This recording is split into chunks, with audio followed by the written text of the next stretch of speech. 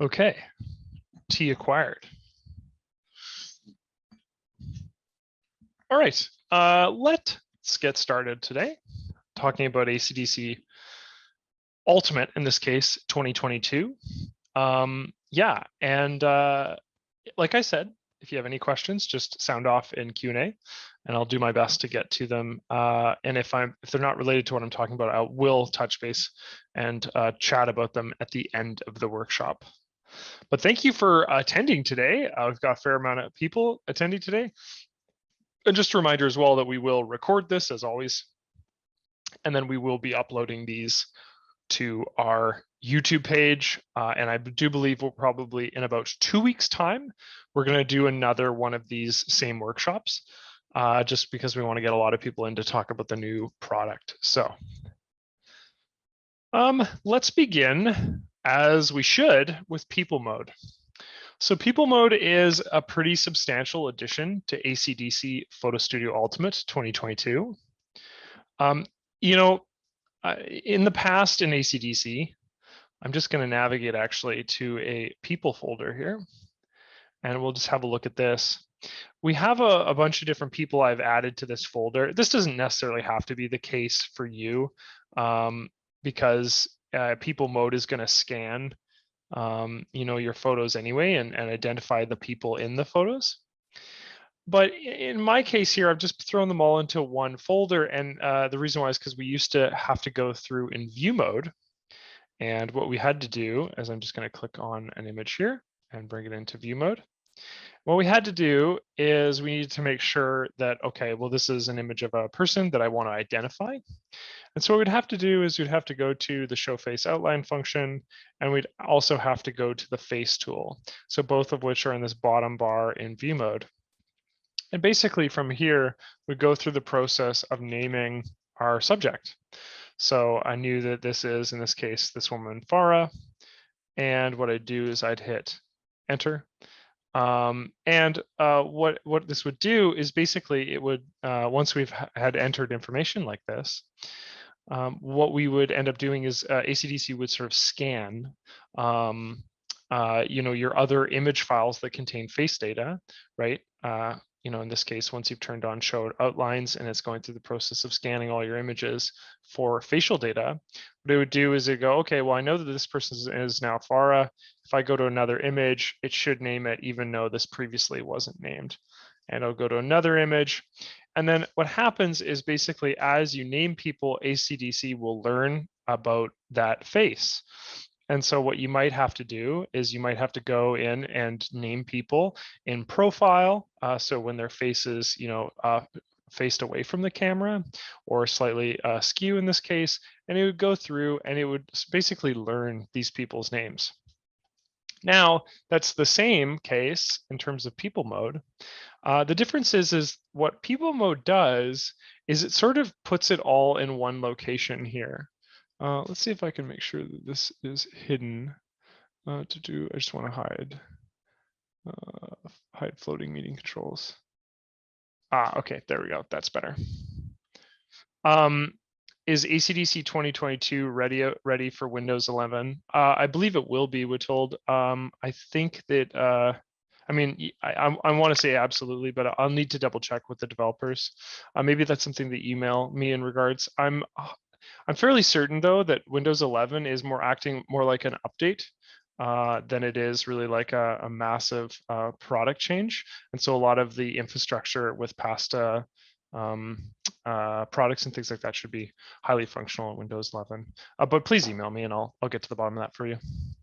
So here I am in people mode, and as you can see, so again, people mode is up at the top here, and you can get to people mode by clicking this little icon here. And actually what you can also do is maybe while you're in another mode, say you're in manage mode, you can navigate to tools and manage people, and it'll also bring up that same mode. And so what you'll notice in people mode right off the bat is, well, there's a variety of different faces that are already in here based on naming that I've already done. So naming conventions I've already added. And as you can see, what you'll notice is I'm under the named category versus the unnamed category, which this is a toggle, so we can tab between the two. And you'll notice that each of these subjects, Cassie, Cameron, Dion, Vivek, Emily, that sort of thing, what they'll have is they'll have a little number that's associated with them.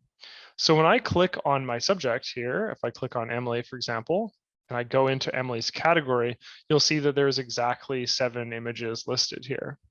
And what I can do with these 7 images in this case is just cancel them. So if maybe for some reason, Emily had been mislabeled in one of these, or, there's another person that was added to this folder by accident, all I can do is cancel that person. And so it would remove it from this list. But already we can see the convention of this, and one of the things that's so powerful about this tool is I can basically edit a huge amount of images that have all been scanned, at the same time, rather than having to go in individually in view mode and name them one at a time. And because what AC/DC does is they group them into these categories, in this case, the categories predicated on their name. Yeah, so they're all sort of added within this function here. You'll notice that there's a couple different icons in this. Like obviously in this case, we have the person's name down at the bottom right here. But what you also might notice is that they have a secondary icon here. And in the case of Cameron here, we have a secondary icon that says, in this case, Cameron has one image that's pending. So it's pending that it's curious of whether or not this image in here in this case is Cameron. So if I click on an image, or so rather, if I click on a face that has this little pending flag up here, I'll go into it and I'll notice that there is a suggested face down on the bottom here. And then what I can do from here, well, also we should verify, and all of these people are in fact this gentleman, Cameron here. And this is an interesting example actually, because we have a couple different faces that are fairly straightforward, maybe the exception of this one. They're all somewhat, staring at the camera in this case. But this image is an interesting one because it's obviously done a bunch of scanning and indicated to us that this is actually a profile photo. So when I go ahead and I add this profile photo, because this person is in fact Cameron, and I click OK, what AC/DC is going to do is it's going to learn from that. And it's going to be better in the future at indicating profile images of Cameron. So this is sort of a process of, as the more you add to these folders, the better AC/DC will be at determining the subject in this case. What you might notice too on the side here is this folder tree. So folder tree, this will basically enable you to navigate to different folders in AC/DC here. So if I'm looking right now, I'm just in people overall, which is like a little tab here. But what I can do is I can just hit this little button up at the top right-hand corner here, and this will enable me to actually navigate to different folders. And what you can do within this is, obviously, if you navigate to a different folder, what's going to be shown to you is different images that are in that folder that contain face data. And then what you can do is you can just click the clear the current folder selection. And that's going to basically to return you to all of your, in this case, there's no difference because to me they're all just in one folder. But if I was to click this, it would return me back to like my master named with all of the images that are found on my hard drive that contain face data. I'm just going to hide this for now because it's actually not relevant for what we're talking about. If I go to named and then go to unnamed, I'm shown a whole bunch of images that don't contain any face names, basically, or AC/DC is struggling with naming that subject. And it will require you to add more faces in order for it to learn better and provide that face information in the future. If I go to named, again, we can see that, and actually there's a couple examples, Kennedy here, who has 5 images of herself. If we go to unnamed, we can see that there's a couple images of her that would need to be named in order to be added to those folders. So what we can do in this case is, actually, I'm curious to see whether or not Kennedy comes up in a grouped section. So we're currently looking at ungrouped. So you'll notice that there's a group in function up at the top right-hand corner here. And what we know by this and what we learn by this is, so these are every single image that AC/DC is able to scan that contains what it perceives to be a face. And even some that look like do not contain faces, but that looks like either a picture and there's a part of a tattoo. So there's some failures here, but basically every single one of these images contains a face. And even though AC/DC might not be able to group every one of these into digestible packages in this case. So if I click on this top right-hand corner actually and go to the grouped function, what AC/DC is going to do is it's going to group these faces based on, I guess, lighting conditions is a big one, face information, and sort of in general circumstance, like maybe a certain couple of them are wearing a hat in one image. And actually, this is a really good example because we have two groups of people that in this case are the same person. So what we can do is I can go about naming this group and then just adding this group to that same name. You'll also notice that in this case too, the lighting conditions are slightly different from this one to this one. So what we'd want to do is we'd want to actually name this person and then add this person afterwards to that same group. So we have this group here with these three images. So what I'm going to do is I'm just going to name her Trish. And so what's going to happen once I hit enter is she's going to be removed from the unnamed category and actually moved into the named category. And that's really valuable because, okay, so if we click on Trish here, we'll notice that there's actually a pending flag on the left here. And I'm curious to see what AC/DC Photo Studio Ultimate 22 has found in relation to Trish here. And wisely, it found her. So it didn't find the two other images that have that sort of blue lighting condition because, in that case, it's going to change the complexion of her overall and AC/DC is going to struggle with that. So we need to do the work of answering that. But it did actually find another person, and this is Trish. And I bet you what we can do is go back to our unnamed folder, just using the tab here. And we can actually go to the ungrouped section and we can probably find that same image. Yeah, it's right here. So it's scanning for other images within this ungrouped section and is doing its best to add them to that. And I'm curious to see if we flag this and approve this in that pending category, it might add this one. So let's find out. Let's go over to that named category, go to Trish, and I'll just click on this. Now, keep in mind, when I was in that ungrouped section, I could have just named it. I could have just added the text of Trish, but I'm just going to go through the process that AC/DC is providing here. So I'm going to click OK, and it goes from 3 to 4, as you can see. And let's see what other work we can do. I'll go back to the unnamed tab. I'll go back to the grouped section, and we'll actually add this category as Trish as well. I'm just going to hit this and add it. And what we should have is Trish once again updated. In this case, now we're adding a new, yeah, it's very clever. So we've added this blue and this purple category or images of Trish with her and her glasses. And when we see at the bottom left-hand corner here, it's done a fairly good job of acknowledging that there actually was another photo of her. It just had different lighting conditions.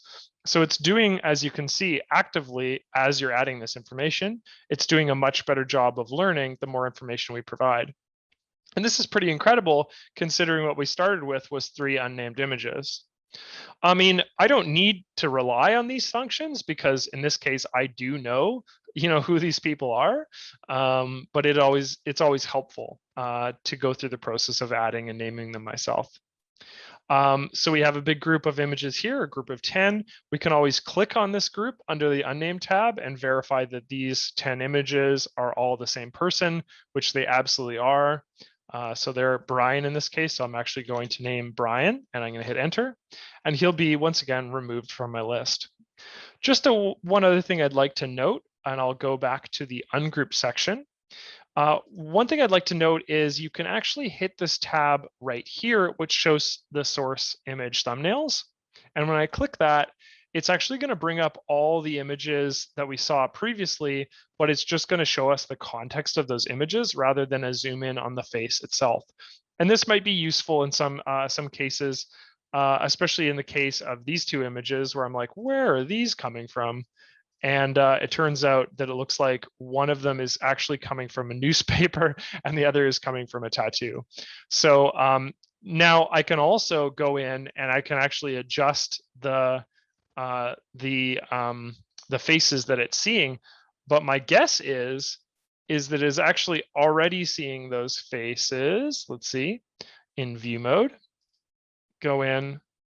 Oh, interesting. This is a great example of when we would want to actually just move this. So I could just take this box in view mode and then just move it over here. And now what happens if I go back to people mode? It should be updated. And so now that's there. So this is a good example of when we can use the context to sort of just recreate or move those boxes need be, provided they might be automatically detected in the wrong locations. So yeah, this just adds a whole bunch of ease of use to the naming convention in AC/DC and provides you, like I said, this sort of one-stop shop in order to do anything in here. Alan asked if two faces then have to elect to a principal face. Oh, I see. Okay, well, let's have a look at an unnamed image that actually has two faces in them. So if I zoom in on this, actually, let's go to this image right here. If I go to view on here, what you'll notice is that that this actually has two subjects in it, one of which is Cameron, and the other of which is, I guess we could call her like Lana or something like that. Well, these are actually going to be added to the people section in the named category under, they're basically going to have their own profiles. So images can have multiple names per se in them, and they're just going to be added to their own sort of little profile in here. Think of it as slightly different than it just relating to the photo overall. These categories, these people categories, aren't the photo. They're actually just individually detected faces within the larger photo criteria. So let's go through that process and actually let's name her, I think. So if I go in here in view mode and I name her, so I'll name her Lana. And let's go back to people mode here.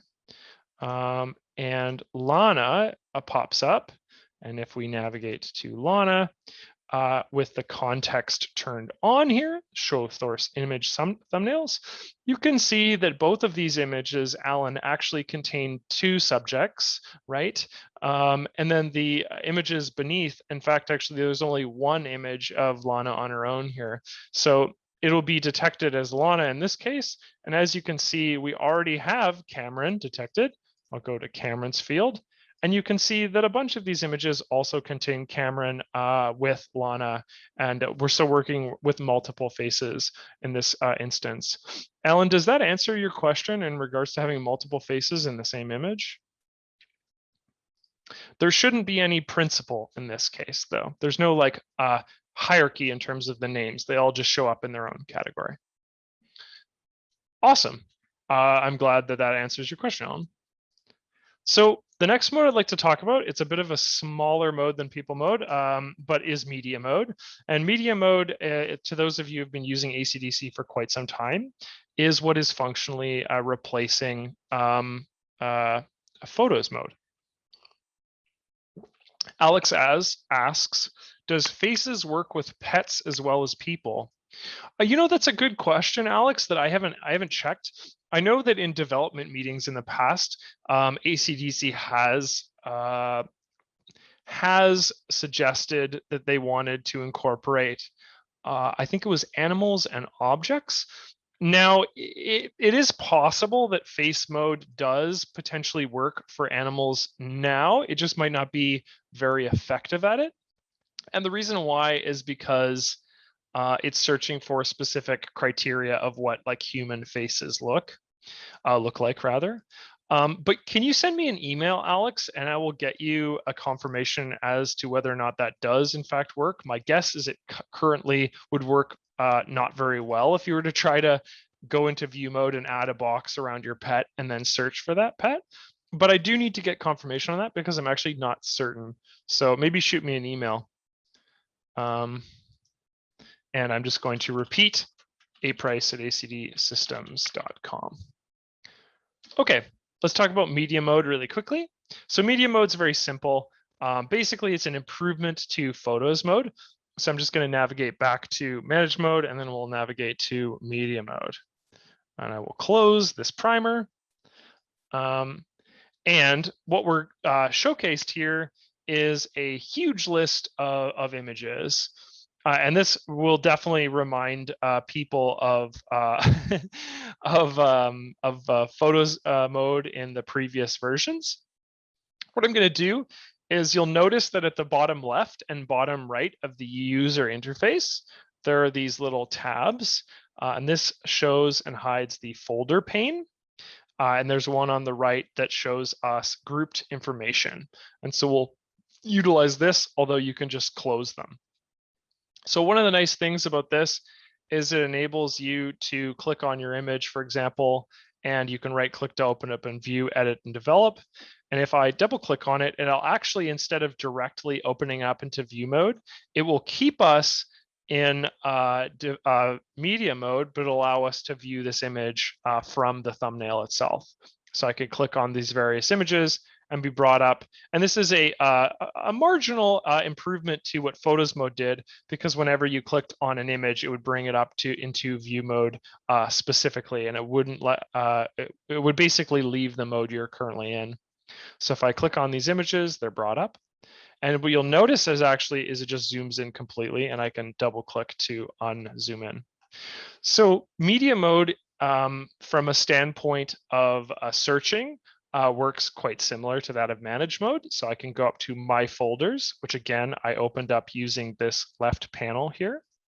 I can literally navigate to a location on my hard drive. In this case, I'm currently viewing all of the images that are contained or rather browsed by me. So as you can see here, there's a bunch of raw files that I'm going to showcase later. There's a bunch of photos from people's mode. There's actually a bunch of images of landscape images, and that looks like there's some older images that are, people images in this case. And if I sort by, let's see here, maybe date taken. Let's see here. Yeah, so it shows them in an order. These were taken in these dates. And it's possible that some of these images don't actually have date taken data. But if we look back over at my folders, we can actually just navigate to specific folders themselves. I can go to Deer Lake, and there's these images of Deer Lake here. Or I can go to my landscape folder and it'll showcase all my images in my landscape folder. Or I can go to my people folder and you can see all my people here. And what I can do is if I want to navigate back and see all my media, once again, I can just use this sort of back function up at the top left here, and that'll bring up all my media, but maintain my folder structure open so I can quickly navigate to those in the future. The other cool thing about this mode is you can actually search by metadata criteria. It's a little bit limited currently. Basically, you can search by tags, ratings, and labels, but provided that your images have a label, in this case, a label of red, you can see that I've pulled up every image on my hard drive that has that label. And for those of you that have a ton of ratings and labels, this is going to be a very fast way to bring up all those images, and I think in a very clean and concise method. So to me, the primary benefit of a mode like this is being able to pull up those images quickly and effectively using these metadata criteria. Let's see here. If I open up all these images, so I'm just going to click on a group of images, let's say these 4. And I think if I do this and I bring into develop mode, for example, what it's going to do is it's going to keep them within my film strip. So this is a really valuable function too. So if you're like, hey, I really want to tweak all of my 5 rated images, which for you could be, say, I don't know, let's say 5s are your best images that you have in your collection, and 1s are the images that you want to cull. Well, this gives you the ability to go into those 5s, for example, bring them open up, and you can see that they're in my film strip, so I can quickly develop them here rather than to navigate back and forth from manage mode. If I go back to media mode, I'm left in the exact same folder structure. And if I click on these 4 images and bring them into edit mode, I don't think it's going to stack them. What it should do is just leave them in that film strip as well. So the same thing happens in edit mode. They're popped up into a film strip, and you have the ability to swap between these 4 images in my case. So this is very friendly, user-friendly, and it's especially user-friendly if you're more of a visual organizer than maybe a folder tree organizer, as manage mode would be more highlighted to. I would say overall, manage mode and media mode work in conjunction with one another. They aren't necessarily 2 different modes that you'd want to use. You shouldn't rely entirely on one, because they obviously do different things. Like the ability to actually add ratings is something that you'd have to do in manage mode. Okay, let's go back to my landscape folder, for example, and I will turn off any criteria. So I'll turn off the labels so I can see all my images again. This was something that confused me just at the start. Just be wary of making sure that even when you're navigating through other folders, it actually maintains this criteria. So I just moved from my landscape folder, and in this case, what I have here is all the images that have a rating of 5. So just be sure to, if you want to go back to all your media, even if I was to go back to all my media here, it would still showcase the same images because these are the images in my directory that have a rating of 5. So just be mindful to turn those off while you're navigating through folders if you want to have all of your images pop up. Alan asked, able to drag and drop photos between folders from all media screen? That's a good question. I don't believe you're able to drag and drop an image from the thumbnail structure itself onto like a different folder. That would be something you'd have to do within manage mode. This is more for bringing up those images based on those specific criterias. I just want to double check, and it looks like I'm able to open up by right-clicking on it and show in File Explorer, which would enable me to actually move this image using the actual folder directory via Windows itself. But unfortunately, it doesn't do what you've asked, Alan. Let's have a look at some of the other sorting categories. So we have the ability to sort and also to group. So I'm going to group, and let's just group by maybe month taken. So in this image folder here with all of the stock footages, it actually has an unknown date, which makes sense because these would have no metadata associated with them. But if I actually go back to my all media category right here, what you'll notice is that August pops up because these images right here were taken in the month of August. And you'll notice that in this case, August 2021 has 108 items. And if I scroll down, it should list unknown date and then showcase all the stock photos of my landscape images in addition to my people images here. So that works very similarly to photos mode did in the past, and you can group by basically different categories. So in this case, it was month taken, but it could have been day taken. Let's see if that changes anything. August 26 is different from August 31st. Let's have a look at maybe file size. So going up to the very top, the smallest I have is an SVG file. And then we go smaller here, 300 to 499 kilobytes. And then if we go to the very bottom, it should be our raw files because they will be the largest. So 8+ megabytes in this case. So this could be a good way of going through and, like I said, navigating and editing images that are very high in something like file size. So you can see the function of being able to browse quickly and efficiently in media mode. Sven asked, if I have the same photos in RAW and JPEG, is it possible to manage them simultaneously, rating, deleting? Okay, so if you have the same photo in RAW and JPEG, which would pop up in this case, in fact, actually, we should be able to, let's see here. I should be able to navigate and see that there are some duplicates here. Like these 2 images are probably, one is a JPEG and one is a RAW file because I remember converting these images to JPEGs. So they're listed here. And your question is it possible to manage them simultaneously, rating, deleting? Should you, I don't think, can you delete within this mode? So this shows, let's see here. Let's delete something that's less important than that just to double check. I'm just going to delete this. No, yeah, that's what I thought. Okay, so within this mode, you're not going to do the deleting. This is again to preview your images. So that would still be done in manage mode. So rating is not something that you're going to be doing within a media mode. This is for navigating to your files in a visual way. But the actual like adding of metadata or deleting of files would be something that you do in manage mode itself. Now, that being said, it looks like you can show the image in File Explorer and delete from there, but that wouldn't be my the method of doing it. I think you should just maintain it from manage mode itself. Yeah, and then so that sort of showcases all the different aspects of media mode. But just to reiterate, I guess Sven's question in general is media mode is more of a way to navigate to your images and like develop from those navigations. Don't necessarily think of it as a categorization function the same way that manage mode does. Okay, I'm going to navigate to an image. So I'm just going to go into this folder here, and let's navigate to image number 106. So I'm just in manage mode here, and I'm navigating to, that's right, this image right here. So I'm going to bring this image into edit mode, and we're going to talk about channel filtering. So channel filtering has been added to, this has been a very much requested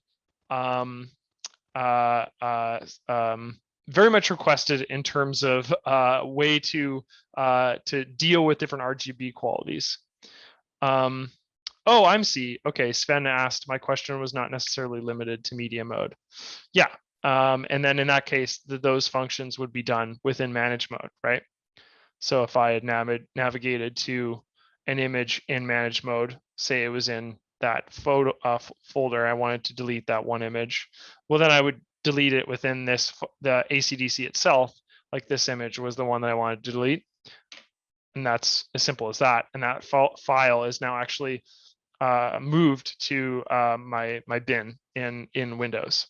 So, and then from this standpoint too, I can also, I mean, these are the functions that ACDC is most known for, the ability to, you know, add ratings, labels, keywords, that sort of thing.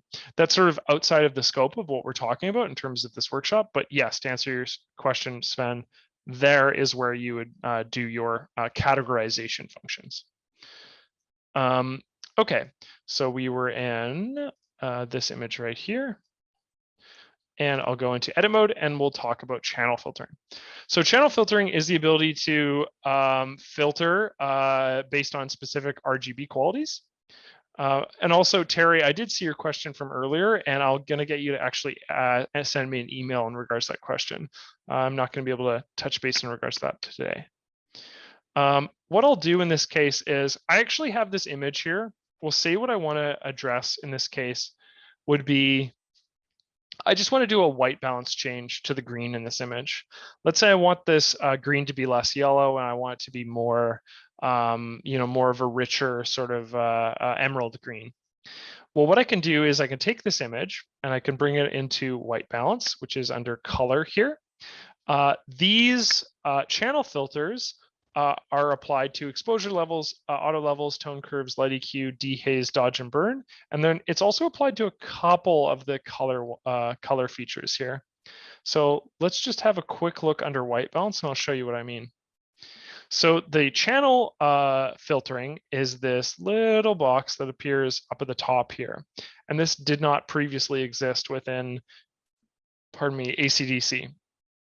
So this channel filtering, we can apply to a channel quality. So in this case, if we look under RGB, we have red, green, and blue that are listed here. And what we can do is we can adjust based on a single channel. Currently, if I'm to do a temperature change in this image, let's say, for example, I want that more emerald green appearance, and I bring my temperature into the blue quality. Let's just do it at the maximum for a sort of a really egregious effect. You can see that basically all of the colors in my image, even the ones that are not, that don't have high green values, like this one, for example, which is has an RGB value of 112, 95, 51, that you can just see where my mouse is located there. Even this image is pulled further into that blue temperature, so we're moving it. But what we can do is we can actually isolate channels themselves so that we're only affecting that specific channel and we're not affecting all 3 channels at the same time. So I'm going to reset this value. Instead, what I'm going to do is I'm going to go to the green channel, and we're going to affect this channel instead of all 3 combined. When you click this drop down, you'll notice that so normal is this function at the top, and then you have the set of RGB values, so you can apply to those 3 channels. And then we've separated hue, saturation, and lightness as well, so you can work within those channels. If I go to the green channel, and let's say I drop the temperature in the green channel, and maybe I'll even pull this further, maybe not so far actually. I think I want to pull that one up slightly. But you can see here's the substantial difference between our initial image and just pulling that all the way to the left in the temperature quality, making it as blue as possible. And you can see that there is a substantial change that doesn't have a massive impact on the other colors within our image. So we're working within that individual channel. I'm going to click cancel on this. Let's go to maybe exposure instead. And you can see under exposure, which is a lighting quality, not a coloring quality, that same channel function is present. So if we were to change, let's say we go into exposure and we want to make, what do we want to do? Maybe we would go to saturation and add more contrast, or just subtract more contrast from the saturation. You can see the difference in that with very, very low contrast in the saturation, making it almost like a ghost-like appearance, to the very opposite of that, which actually is really pushing a lot of those colors into these sort of higher contrast, which means that we're getting more true blacks and true whites added to those colors. Alternatively, if we're working within saturation, we go fill light, you can see that we're adding a massive amount of light to our saturation, or we're subtracting from it, which functionally is basically reducing the saturation. And let's just, I don't know, crank exposure to see a change too. So yeah, hypersaturated versus no saturation whatsoever. If I change this channel to something else like hue, and I drop the hue, well, you can see that all of my colors in my image, in this case, are going further red, but they're getting, they're having all 3 of those qualities, R, G, and B, reduced at the same time. I can change the contrast here, and I can do the fill light. So I can have fun and play around with the various different channels. And then in this case, if I'm focusing on green, oops, and I say I'm increasing, or let's see here, let's find let's go green, and we will just slightly reduce the light from that. When I click done, that is going to be applied to my landscape image here and added to that consideration. So the original versus the one with the reduced green fill light. So that's the channel filtering. And like I said, I think it should be present in almost all of the exposure lighting sections. And then let's just take a quick check under color. So it's not under convert to black and white. Is it under split tone? It's not under split tone. Color EQ, not under color EQ. Is it under tone wheels? I don't think tone wheels has it, which might mean that color wheel has it. It doesn't. And then color EQ doesn't. So it's tone wheels, white balance, and all of the exposure functions that feature that channel filtering. I want to talk about selection basket next. So I'm going to navigate back to manage mode. We'll find a different photo. I know which photo this will be. This guy right here. This is a good subject for this. And I'm going to go into edit mode as well. So selection basket is a huge improvement, especially if you're me and you do a lot of work in edit mode and you work a lot with masks and selections. Selection basket is basically an effective way to save multiple selections in an image. Previously, you could do this by going to making a selection and saving your selection, but it wasn't really wasn't a very intuitive way to go about making selections in ACDC, and this method is far superior. So let's do a selection of the sky in our image, okay? I'm just going to bring up the selection basket by navigating to select and selection basket. And it's going to bring up this little window here, and it's currently empty, and that's okay. We're going to fill this up with a variety of different selections. So how Selection Basket works is it's going to allow you to make either a true selection or a mask. And then what you're going to do is you're going to be able to save those selections and masks from within the selection basket. So I'm going to save two things. I'm going to save the selection of the sky in our image. And then what I'm going to do is I'm going to make a mask with that sky. And then what I'm going to do is I'm going to invert that mask so that we just have a selection of the ground and the tree in our image. And with that inverted selection, I'll actually make a mask of it. And I'll showcase what I mean very slowly, because this is an interesting tool, but this is a little bit more complicated than other methods. I just have a question for people. Do people prefer, would you prefer to have this marching ants selection? Is this clearer to you? Or is it clear to have an overlay, this red overlay? I just want to ask everybody, maybe just sound off in chat. Is it easier for you to understand this conceptually with the red overlay or with the marching ants? Okay, so I have 1 for overlay and 1 for marching ants. If I can get some other votes, that would be nice. I just want to have a better understanding of what people are mostly comfortable with. Okay, another for overlay, another for overlay. Okay, let's go with overlay as we're getting about 5 votes, 6 votes for it. So I'm just going to go, and the difference between these two, they're very similar. Marching ants is probably the one that most users are familiar with because it's just such an old school method of selection. But basically what it does is it showcases where your selection is using these little marching ants. I personally prefer overlay. And the reason why is because oftentimes I have a hard time determining where the overlay starts and stops. Sorry, the marching ants starts and stops. So I use selection highlighted in this case, which to me is a bit easier understanding of what is selected, just because what is selected is red. Don't work well with some brain issues. That's interesting to know. I mean, it's good that we have a different method. So I've used the magic wand tool, and all I've done is lowered the threshold slightly and literally just clicked the sky. That's all I've done is click the sky in my image. I'll just quickly deselect and select again. And as you can see, what it's done is it's made a selection of the sky. It's done an okay job on my tree.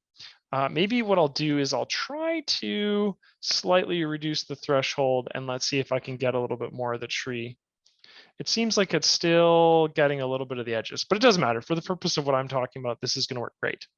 So I've made a selection of the sky now. Okay, so what I can do is I can actually save this selection within the selection basket. So let's do that.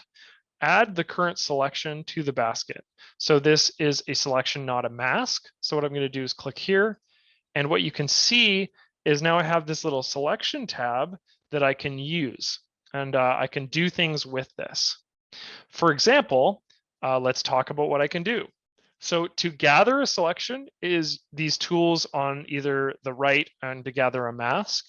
And then to do something with these selection baskets is on the left here. So first and foremost, I can actually duplicate the selection if I wanted to duplicate it. I can delete that duplication using this little trash bin here. I can set this selection as the mask of the selected layer. So what this is going to do is it's going to take this active selection, okay? And if I click on this little button right here, set this selection as the mask of selected layer, it's going to take my base layer here, my landscape layer, and it's going to make a mask that correlates to that selection, this one that I've selected right here. And then lastly, what I can do is I can set this selection as the current selection.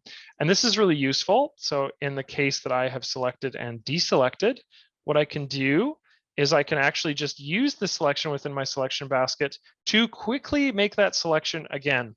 And this is going to be very valuable for selections that might take you like upwards of 5 or 6 or 7 minutes to make, which with really complicated polygonal selections or brush tool selections, this is going to save you a ton of time.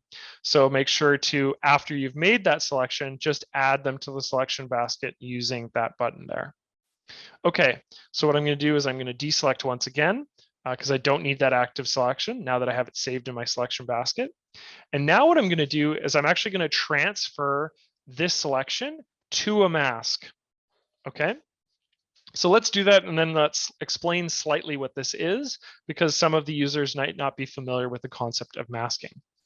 So I have my active selection once again, and I'm going to click the second button on the list here, and then it's going to add this selection as a mask.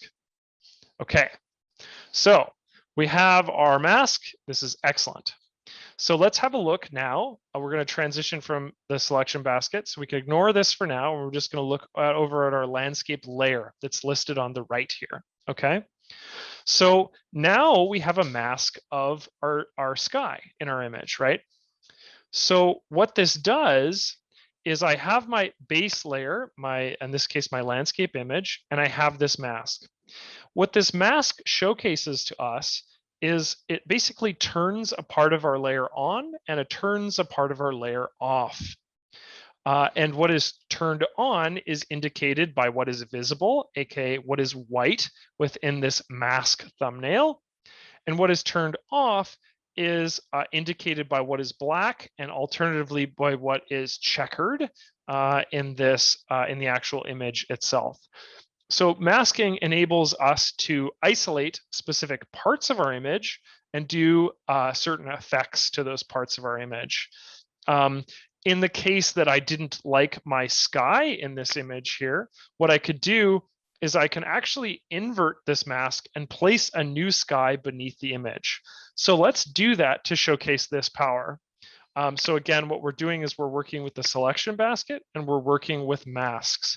And I'm just going to reiterate this fact once more. This is important. The part of a mask that is turned on is indicated by white in this mask thumbnail, and the part that is turned off is indicated by black. Now, these parts of my image are not gone. They're just hidden from view currently. So what I'm going to do is I'm actually going to right click on my image. I'm going to duplicate it. And then what I'm going to do is on this duplicated image, I'm going to select the mask on the duplication. And let's name this layer to make this simple. I'm going to right click on the layer and let's call this tree plus grass. And let's see if I get away with adding a plus to this dialog. Nice. Then what I'm going to do is I'm going to click on the mask itself. And all I'm going to do is click the word invert under the mask properties. And what's going to happen is going to be very interesting. I'm going to invert it. And I have an inverted mask of my trees and grass. So note that the sky on the mask is now indicated by black, and the bottom part of my layer is indicated by white. Interestingly, it looks a lot like my initial image. And the reason why, and this is very cool, is because the layer directly beneath it has the opposite qualities. If I hide this layer that is underneath it that has the opposite mask, what I'm going to see is now an invisible sky and just the tree in the foreground. Okay, so if I take this layer now with emphasis on the mask, okay, previously what we made a selection basket of was an active selection using the wand tool. For this new function, we're not going to use the wand tool. We're going to click on the mask itself. And all I'm going to do is after clicking on this mask, I'm going to go down to the selection basket and I'm going to use the last button that I haven't clicked on. And that's add this currently selected layer mask to the basket. And so what you're going to see is I'm going to have two different selections within my my selection basket. One that I made with the wand tool, and one that I made with making an inversion of a mask.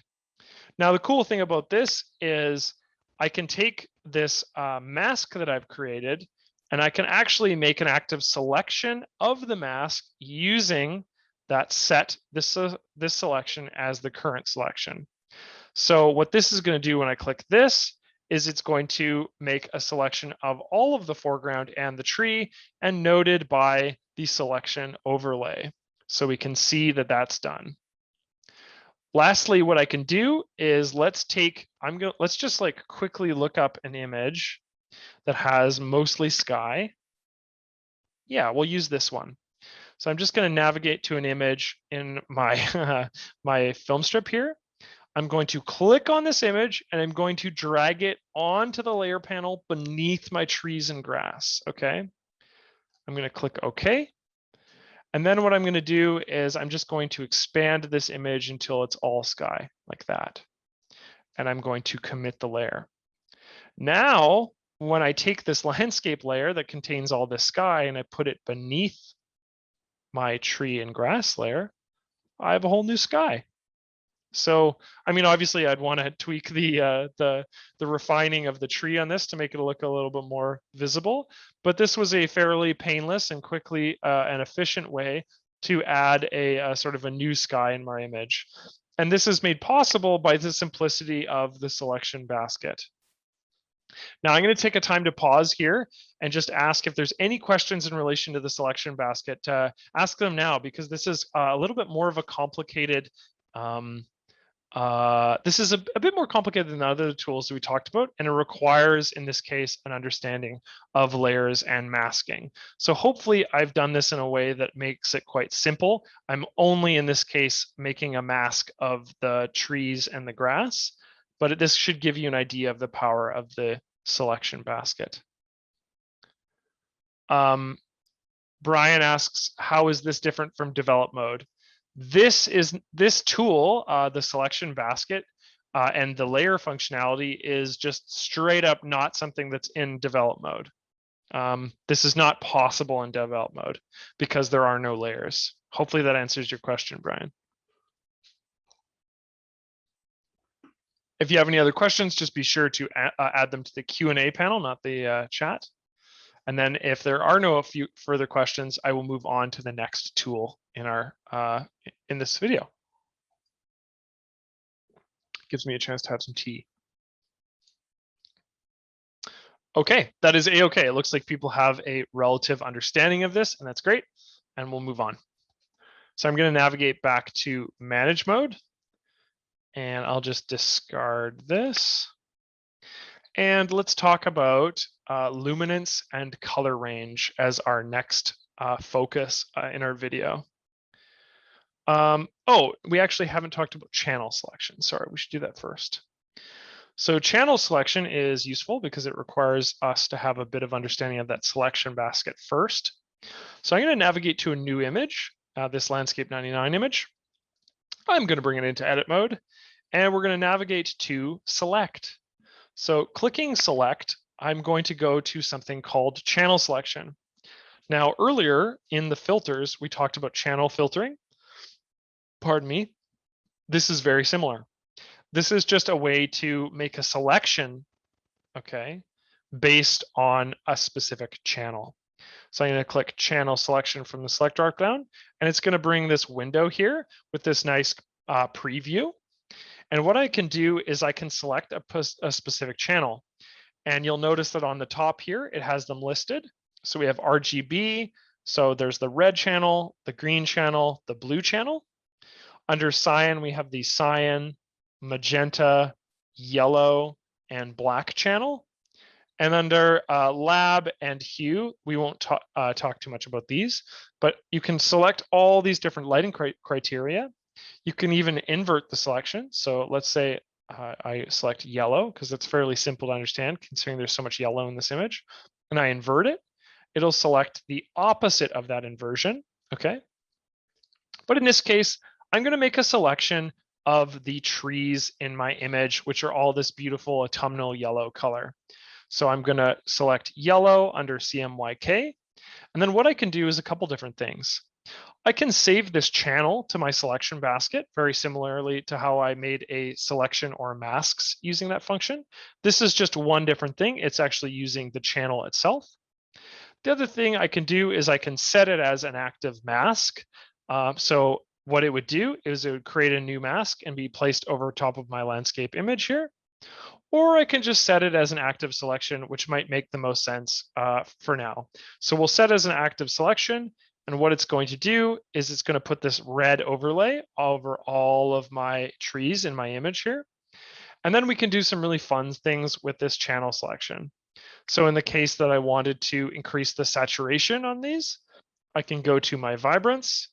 And when I click vibrance, it's going to create a mask for me, as you can see here.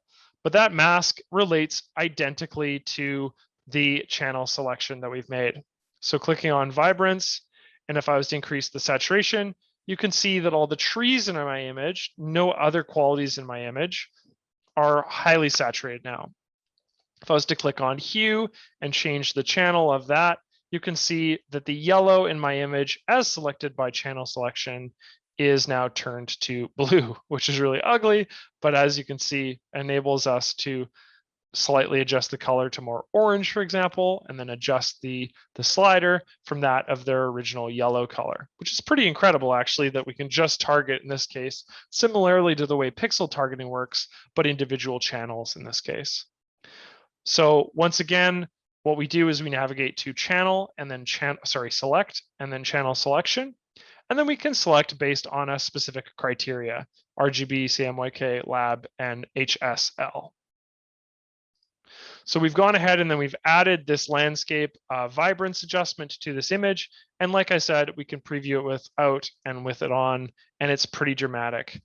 And this works in a case for all of these different adjustment layers. So if I was to go to channel selection and once again select yellow, set as a selection. Actually, let's set as a mask now. I can set it as a mask. And what you can see is instead it's taken that channel of yellow, and we've created a mask over our landscape image. And what that mask does is it enables us to see, in this case, the parts of my image that are turned on are indicated by that channel selection we made. In this case, the yellow of the trees. And the parts of our image that are turned off is everything that isn't that. Very cool, because what we can do, once again, I'll just delete this mask. I can do the exact opposite if I wanted to. I could go to channel selection, go to yellow, and actually I can invert that and then make a mask of the inversion. So selecting yellow, checking the invert box and setting as a mask. And as you can see, all of the yellow trees in our image are now turned off, which gives us this checkered mark appears over top of them, indicating that they are now transparent. So I can do something underneath this image if I wanted to sort of add an effect. I guess what we could do is I could just add a blank layer, go up here and add, I don't know, blue. This is going to look silly, but you'll get the point. So I can fill that with blue. And now I've changed the color on all my trees in my image, all the yellow rather in my image to this cyan color that exists underneath. So that's channel selection. Let's now talk about luminance and color range, which is a new tool within AC/DC as well. That is a slight adjustment to pixel targeting. So I'm going to open up a new image. Let's go on to, let's see here. It's a good example of this. Oh, this is a great example, actually. Yes, we'll talk about this image. So I'm going to bring up this image once again in edit mode, and we'll talk about the same feature in develop mode. So I have an image here, and the cool thing about this image is that it has a fairly obvious luminance differences between the sort of middle ground, foreground, and then the background. So what I'm going to do is I'm going to make sure that my image is selected here. I'm going to go to select and luminance and color range. And to those of you that are familiar with pixel targeting in AC/DC, will note that that has been changed in favor of this new tool. Works very similar. So luminance and color range, think of it as a super version of pixel targeting, because what it does is enables us to make a selection. In this case, a color selection if we wanted to target a specific color. Let's go to yellow in our image. And as you can see, it'll make a selection on that yellow. And then I can adjust, maybe I can add more sky here, and I can remove a little bit of the green and maybe remove a bit of the saturation so that I'm making a selection just of one color. But what I can also do, maybe I can move it over to green and I'll select more of the foreground and move the saturation outwards. And as you can see, I've made a new selection of just the greens over here. I can increase the smoothness to get more of a gradation between these areas here. And as you can see, I can also use the slider to target skin within the orange quality here. The other thing we can do is search for a luminance range, which is going to be much more useful on this image because we have such a dramatic luminance difference. What I can do is I want to change the midground, or I guess the sort of the forest area in my image. So what I'm going to do is I'm going to move these tone sliders until almost all of that area is selected. Let's say that. I like that. I think that's going to work really well because we're avoiding some of the mist in the trees here, and we're making a selection of just these trees that are in our foreground and a little bit of our midground right here. So I've made a luminance selection, and then what I can do is I can simply select OK. And what that's going to do is it's going to present that as an active selection in the same way that we did with even the magic wand tool or the channel selection. And then from here, as an active selection, I can refine it, or I can delete it, or I can do smart erase action on it. But what I can also do is let's open up curves in our adjustment layer. And then let's just slightly adjust the RGB value on this curve. So I'm just going to take this down slightly and take this up. And what I can do is totally shift the focus towards more of that middle area of our image from the front of our image here. So we've gone ahead and we've actually added so much more contrast and luminance to the center of our image here from what we had previously.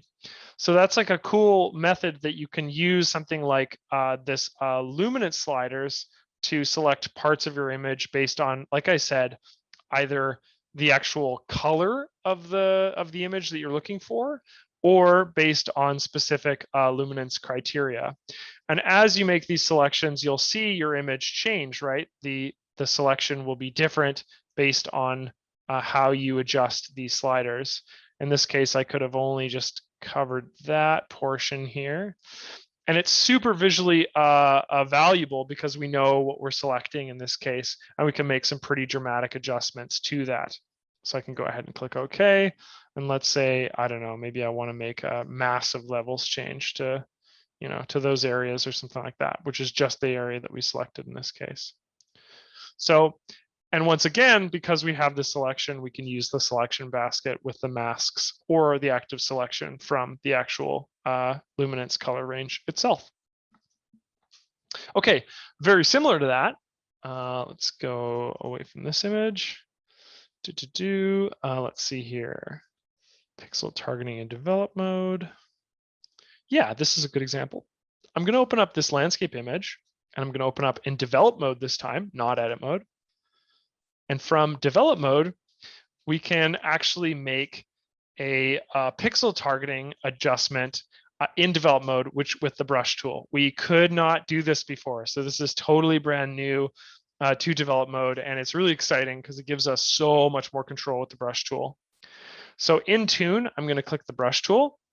And what we're going to do is we're going to make a brush adjustment on this green area of our image underneath the forest here, but that's still in the water, okay? So I'm just going to make a brush selection of this right here. And we'll go a bit over, making sure not to get too many of those trees. And we'll do the same on this side of my image here. You can see that. Make a selection of all of that. I'll just scroll down slightly. There we go. What I'm going to do here is I have an active brush selection, and let's change. What we're going to do is we're going to change the color of this so it's less congruent. It works basically so it's more similar to the water that's beside it. It's less green and it has a bit more of a bluish appearance. And the way that we're going to do this is by actually using pixel targeting in this case. So we've made an active brush selection, and now what we're going to do is, instead of using luminance range like we did in the previous image, we're going to use color range. So I'll move this pixel targeting window to the right here. And what we're going to do is, maybe we should do is turn off brush strokes for now. So we still have this active brush selection of these areas. What I'm going to do is I'm going to move this over to the green end of the spectrum. And I'm just going to turn on show mask preview. And so I have show mask preview turned on. The active brush stroke is in effect. So now what we're doing is we're selecting two parts of our image. So we're selecting this green area right here, and we're making an active selection that's going to contain all of that space.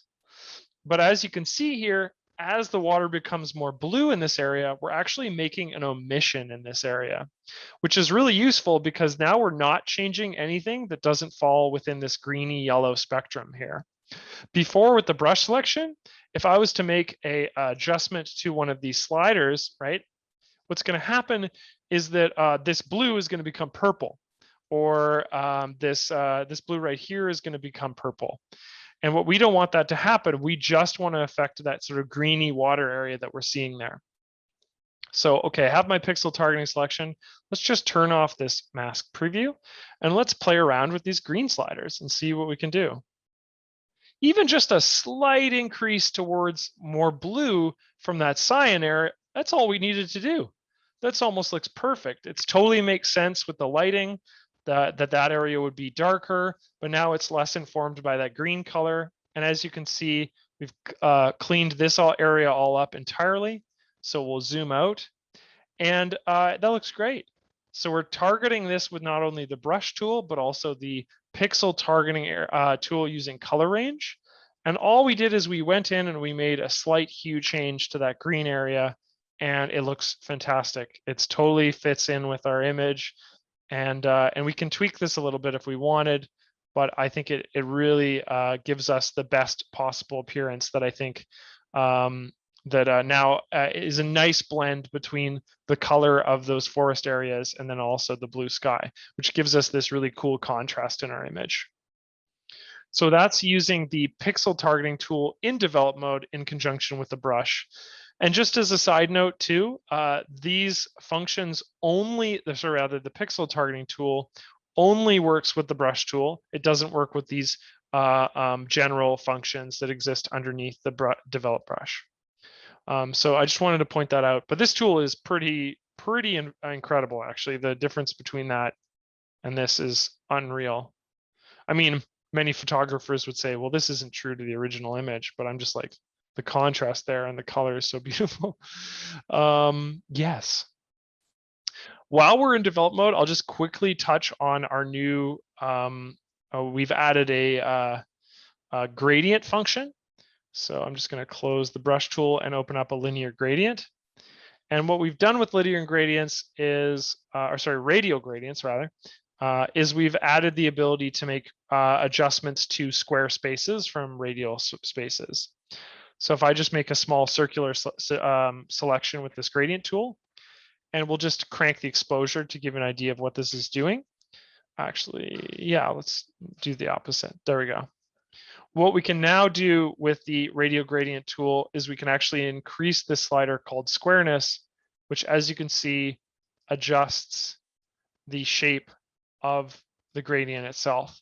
And lots of users had asked for this, so we can now affect areas with this this gradient tool, similar to the brush, that in a way that that works in conjunction with the squareness of a part of your image, rather than just this radial function, which works in a circle. So this has been added to ACDC Photo Studio 2022, and you can do selections like that now, or so you can do adjustments like that now. Okay. Let's also talk about noise reduction within the develop brush. So I'm going to navigate away from this image and just to an image that has a ton of noise in it. So open up this image in develop mode. And we've added the ability. So as you can see, if I scroll in here, there's a lot of granular noise in our image here. and that's okay. It's not ideal for every image though, especially in the sky here. It might be more less noticeable within the colored area of our image, but in the sky, it's pretty significant. So what I can do is I can open up the detail tab, which deals with things like this, granular detail to our image. And I'll just click on the brush. And what this gives us the ability to is to actually brush on noise reductions. So if I increase the luminance and just start brushing on, let's see here. Yeah, there we go. You can see that adjustment come through. Is that coming through for people on your end? Just how the difference between that sort of granular aspect and the, so if I was to move this guy here, you can see on the preview window, the difference between the area that has higher luminance and noise reduction, and then the area that does not. So this is just a brush onable function, right? That you can apply to different parts of your image. Okay, thanks, Terry, and thank you, Philip. I'm glad. I just wanted to make sure because sometimes the detail doesn't come through. So what I'm going to do is I'll just zoom out and we'll just apply this using like a thicker brush to the rest of our image. And as you can see, that sort of really gives this image a nice cleanup. There's less noise and granular aspect that comes from maybe like higher ISOs in our image.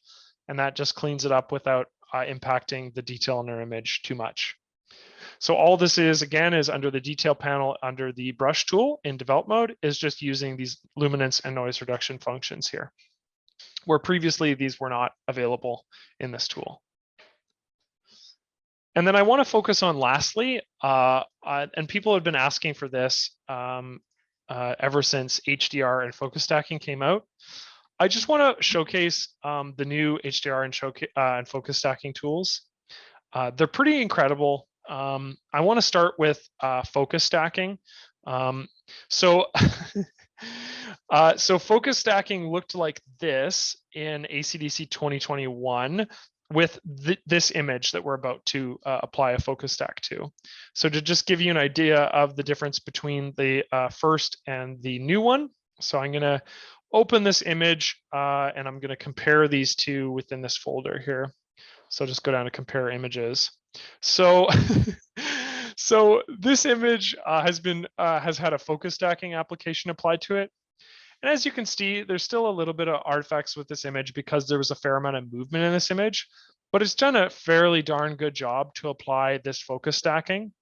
So focus stacking in this case is taking a group of images that have varying levels of focus. So from the foreground to the background, it has a different focal point in all these images. And what focus stacking does is it basically combines the part of the image that's in focus on all of the images and creates a focus stack image that has just like super high, looks like very high quality image with a ton of elements of your image that are in focus.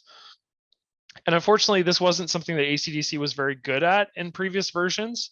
You can see the difference between these two images in regards to their focus stacking capabilities. What you might notice with focus stacked images is that focus stack images will require a bit of cropping. And the reason why is because what it's going to do is it's going to take 12 or so image stills that you have selected, and it's going to combine them. And as such, what it needs to do is it needs to shift the sort of shift the image a little bit to make sure that they stack well over top of them. So what it's done here is it's basically added negative space at the end of your image. And what this might require is it looks like the horizon is slightly off kilter too. So I'd need to bring this image into either develop mode or edit mode and just do a bit of cropping because those areas will need to be removed for our final image. But the differences are substantial, as Sven has pointed out.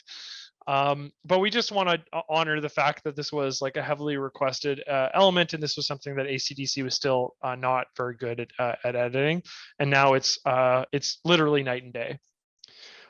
So to focus stack, just so people understand how to use this tool, I would first recommend converting your images to JPEGs or some form of smaller quality file.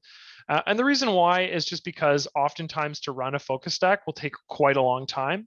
Feel free to use raw files. It's just going to take longer than a JPEG. And for the purpose of a tutorial, I've had to go ahead and make some adjustments already.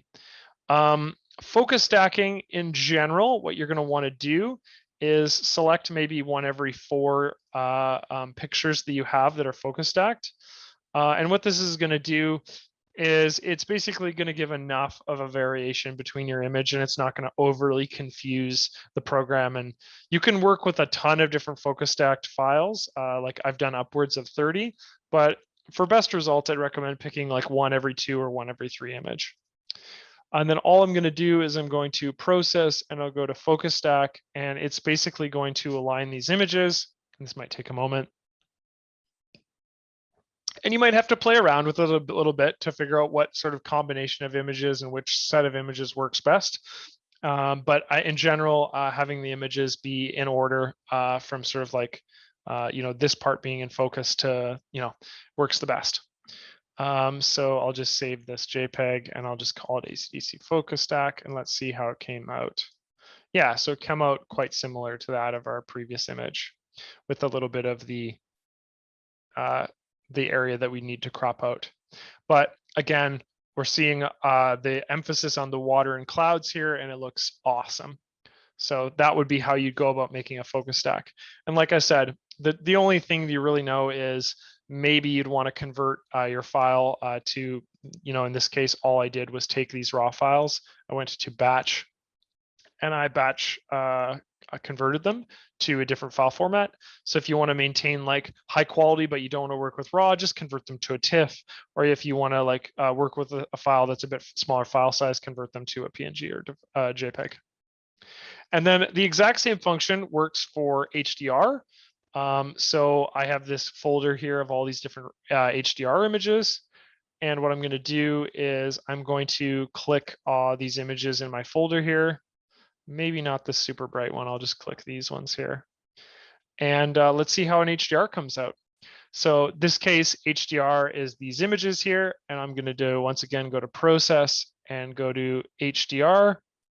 And it's going to do the exact same thing. I do not want a dramatic preset. So when it scans the images, you'll get the ability to actually select a preset. And I generally go with natural. I think that looks the best. But there are a variety of different presets predicated on sort of different customs for high definition resolution. So I'll click OK.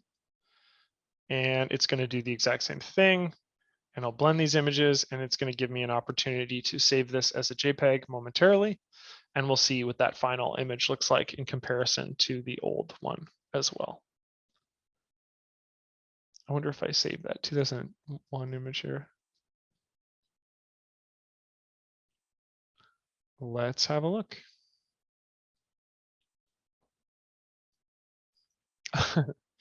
While I'm waiting for it to save, are people looking forward to, yes, high dynamic range, sorry, not resolution. Is that what I said? HDR here, let's save it as number 2. And there we go. And we'll have a look at this image to see that yeah, it's crazy how different that this looks than the previous version of AC/DC. Let's see if I can find an older HDR image while I'm in here. Did I save one? I think I just saved the focus stack one.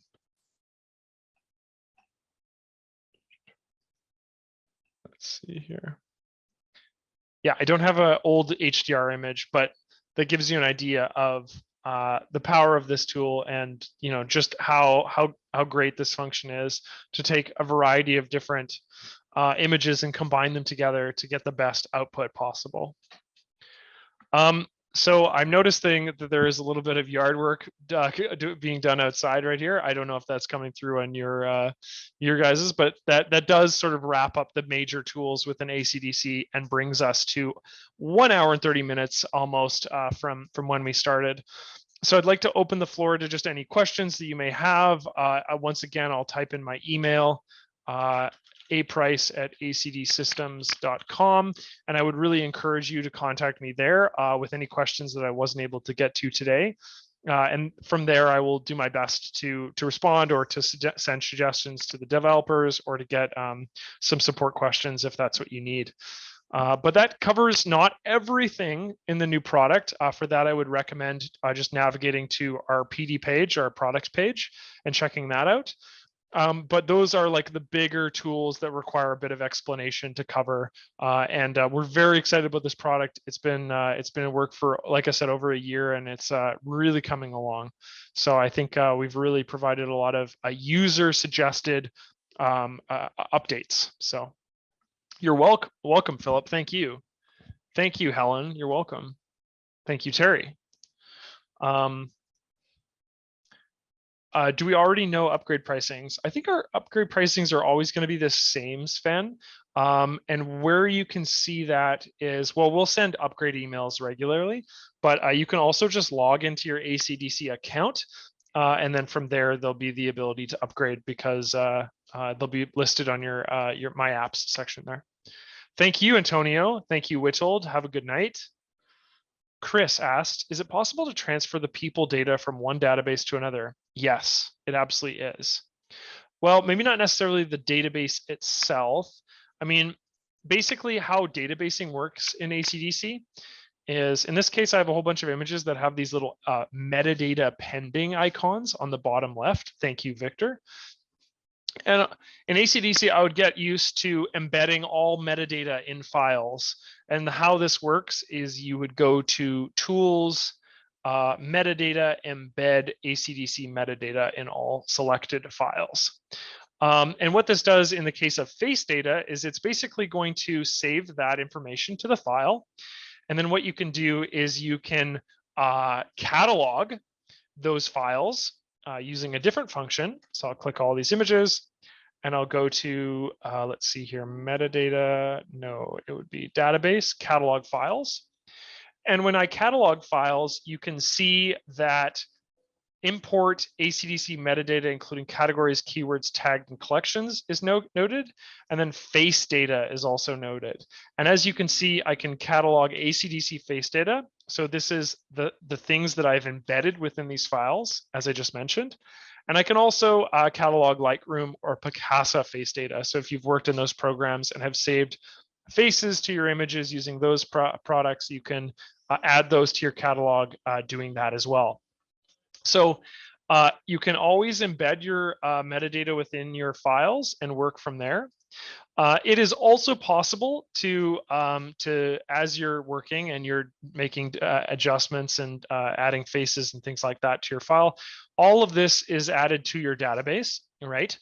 In general. And if you want to take that database and import it to a new software, being like when 2023 comes out next year, and you want to make sure that you're importing your old database that contains those face data as well. I believe that there is a database wiki in ACDC. Let's see here, that allows you to import databases or convert old databases to the new software, which will suffice to say also include all those faces. In general, either of these methods will work. I would highly, highly, highly, highly recommend embedding all metadata in your files as you're working or before you're done. And that's as simple as clicking all the images that you've worked on, right-clicking, and going to embed metadata. And that basically is a surefire way to reconstruct your metadata in the event that your database becomes corrupted or something else happens or your computer blows up, but you still have the hard drive with your images on it. So Chris, does that answer your question in regards to moving people data from one database to another? Sven, you're most welcome. Thank you. Ted, good class. Is there anything done to improve the borders and friends portion has not been updated in quite a while? Ted, can you send that question to my email and I will ask for you because I don't know. It's possible, but I don't know. And I'm just going to remind everyone I'm aprice@acdsystems.com. Okay, Chris, I'm glad that that answered your question. Okay. We're coming up on an hour 30 here. I'm going to close this workshop, but just a reminder to email me as always. Please check out our YouTube page. Let's see if I can bring that up. Our YouTube page being ACDC Photo Studio. Check that out if you'd like to see this workshop again. And then also note that I will be scheduling this same workshop again in 2 weeks. Feel free to join that one. I just want to make sure that we've had enough opportunity to talk about the new features and the new product. So there's not going to be anything too different in that workshop. Maybe some new questions that people ask, but feel free to do that. And that will be on our workshop page. And you will also be receiving a workshop email for that probably within the next week or so anyway. But that covers all the features that we had today. I'm going to close it up for today, maybe mute my mic. And then, yeah. And thank you everyone for participating. I really appreciate it. And I hope you have a great rest of your day.